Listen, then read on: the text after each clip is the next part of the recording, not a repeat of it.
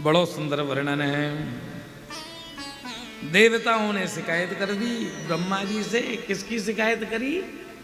सुखदेव जी महाराज की शिकायत करी।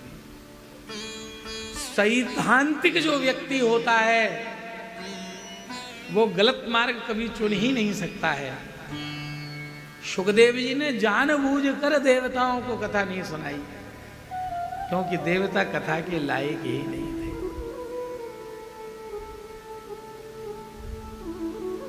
देवताओं को तो सुखदेव जी ने अभक्त समझ लिया था, और कथा में ऐसा नियम है, कथा भक्तों को सुनानी चाहिए, अभक्त को कभी कथा नहीं सुनानी चाहिए। कल जाने कोई हमसे कह रहा था कि महाराज जी आज ही की तो अभी तो चर्चा हो रही थी, कल भी कोई कह रहा था कि महाराज जी अपनी दतिया में अब श्रोता लोग कम आते हैं। हम कहते हैं जो श्रोता होते हैं, श्रोता कम नहीं आते, जो श्रोता होते हैं वही आते हैं।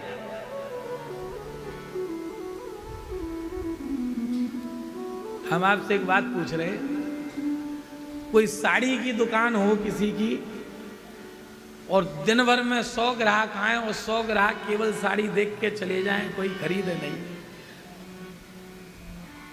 तो उन 100 ग्राहकों का क्या अर्थ है? कोई मतलब है? बताओ। दुकान में ग्राहक आए, वस्तु देखे और खरीदे नहीं कुछ, और ग्राहक भले ही 2 आवे और वो वस्तु खरीद के ले जाएं, तो दुकानदार को प्रसन्नता रहती है कि चलो कोई आलतू फालतू व्यक्ति नहीं आया है। बताओ।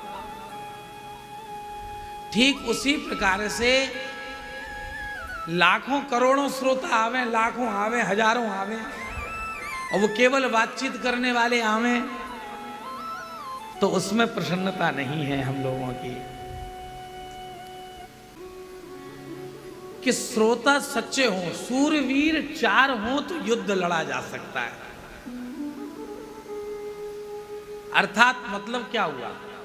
हमने कहा श्रोता कम नहीं आते हैं, जो श्रोता होते हैं वही आते हैं। मंदिर में भक्त कम नहीं आते हैं, जो भक्त होते हैं वही मंदिर आते हैं।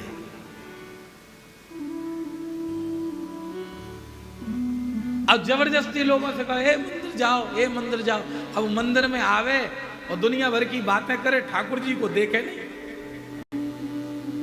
तो अर्थ क्या है?